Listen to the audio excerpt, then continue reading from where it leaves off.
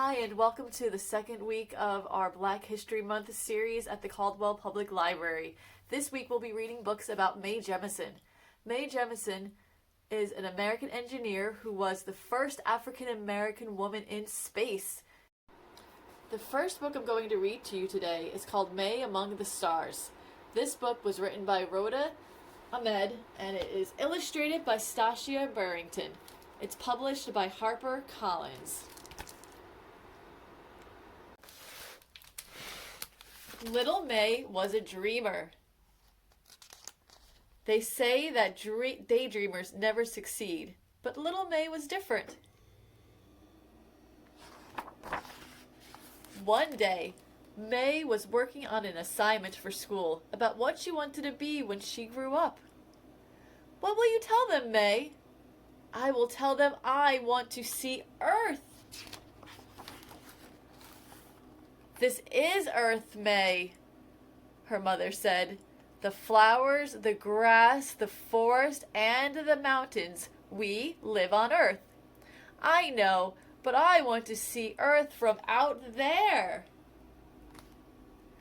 "That's an amazing plan, little Mae. Then you have to become an astronaut. That way you can see Earth from space." "Astronaut? Do you think I could do that?" "Of course you can. If you dream it, if you believe it, and work hard for it, anything is possible." Mae asked her mom to take her to the library. She searched for books about space and astronauts. After dinner, Mae drew pictures of space, and she even made her own astronaut costume out of old orange curtains and cardboard boxes. Later, she asked her dad, "But how do I become an astronaut? It seems impossible." "You will find a way, Mae, because if you dream it, believe it, and work hard for it, anything is possible." "But space is so far away." "It's closer than you think, little Mae, and you may get there sooner than you think." That night, Mae had a happy dream. She was dancing in space, surrounded by billions of sparkling stars. Below her, she could see Earth floating and turning like a shining crystal ball. The next morning, Mae told her parents about her dream.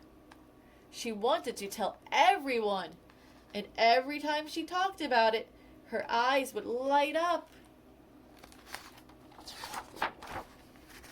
In her classroom, Miss Bell told everyone to stand in line on the rug. "Today, we are all going to share our dreams about the future. What do you want to be, and what do you want to do when you grow up? Who wants to go first?" "I want to be a firefighter." "I want to be a teacher." "Football player." "I want to go to space." "I want to be an astronaut."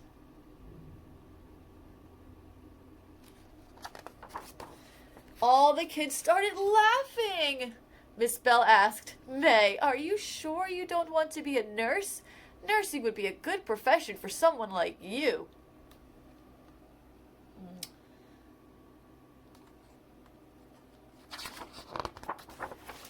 "I don't want to be a nurse. I want to be an astronaut." Mae felt very disappointed. On her way home from school, Mae was quiet. She looked out the car window.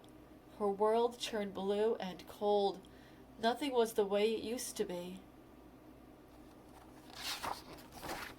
At home, Mae started crying.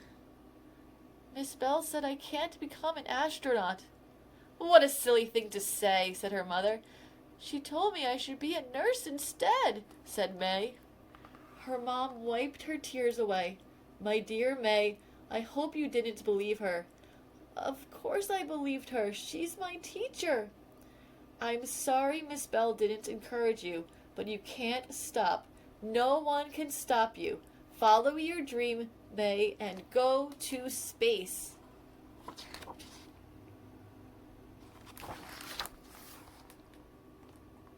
Thank you, Mom. I promise when I get to space, I will wave to you and Dad from the spaceship. Her mom took her hand and they started dancing. You must always repeat to yourself, if I can dream it, if I can believe in it, and if I work hard for it, anything is possible. Mae went on dreaming, believing, and working really hard. And guess what? She went to space and waved to her mom and dad on Earth. The end. The second book I'm reading today is called Rocket Says Look Up. It is written by Nathan Bryan and illustrated by Dapo Adiola. It's published by Random House. Rocket Says Look Up.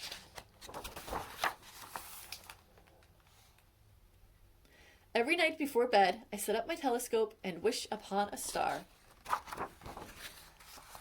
My mom tells me that I never stop looking up and my head is always floating in the clouds. But she can't tell me that I look up more than my big brother Jamal looks down at his silly phone. Jamal says I'm called Rocket because I've got fiery breath. But Mom says it's because a famous rocket blasted off into space the day I was born. All I know is that one day I'm going to be the greatest astronaut, starcatcher, spacewalker who has ever lived, like Mae Jemison, the first African-American woman in space. Did you know Mae Jemison went into orbit around Earth in the space shuttle Endeavour, even though she is afraid of heights? I'm totally prepared. I've defied gravity, captured rare and exotic life forms, and built a ship to the stars. For today's mission, I'm going to see something incredible, the Phoenix Meteor Shower. I want everyone to see it with me, so I've made some flyers to hand out. Jamal is going to take me to the park to see the meteor shower, but first we have to go to the supermarket. While he is looking for the milk, I will be trying to find the astronaut food. Did you know meteor showers happen when Earth moves through the trail of dust left by a comet? Did you know most meteors are smaller than a grain of sand? Did you know meteors are bits of dust burning up in the atmosphere? Did you know the best time to see a meteor shower is when it's dark with no clouds? At the supermarket, when Kathy the cashier isn't looking, I grab the microphone.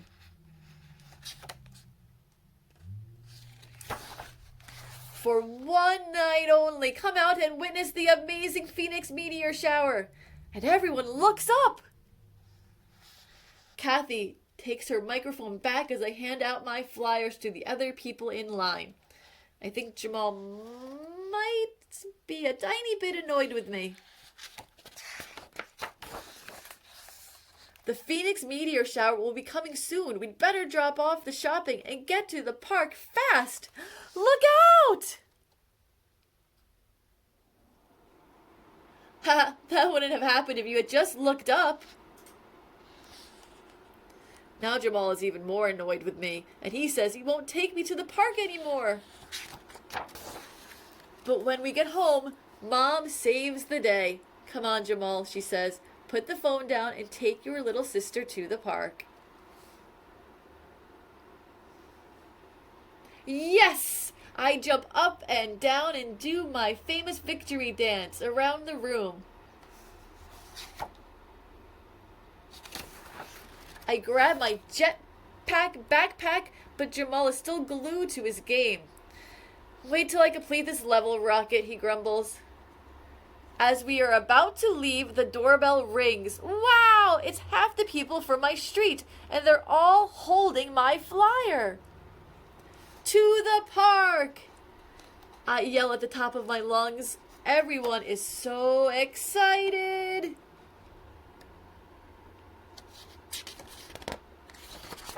My neck is aching from staring up into the sky, but I won't stop. I can't miss it.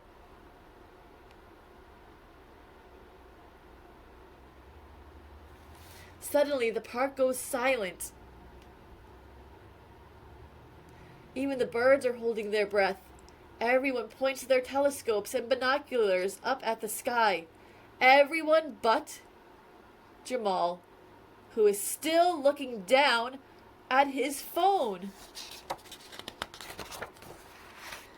I think I see it, I shout. But it's just a plane flying overhead. Everyone moans and groans. We wait and wait and wait.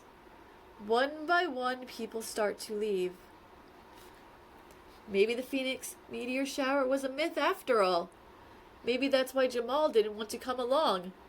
Maybe everyone is upset with me for wasting their time.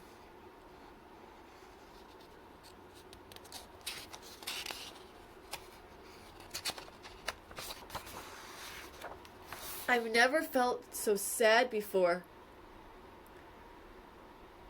Jamal looks at me for the first time today. It feels like the first time ever. I've turned my phone off, sis, he says. I'm sorry for making you wait for nothing, Jamal. Let's go home. Suddenly, there's a big bright light in the sky. Look up!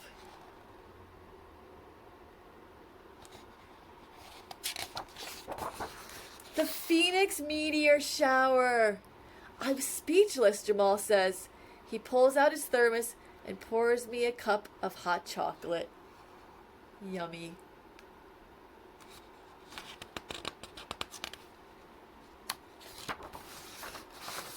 I'm so happy we looked up and saw them together. Did you know? One day I'm going to have a meteor shower named after me. The end.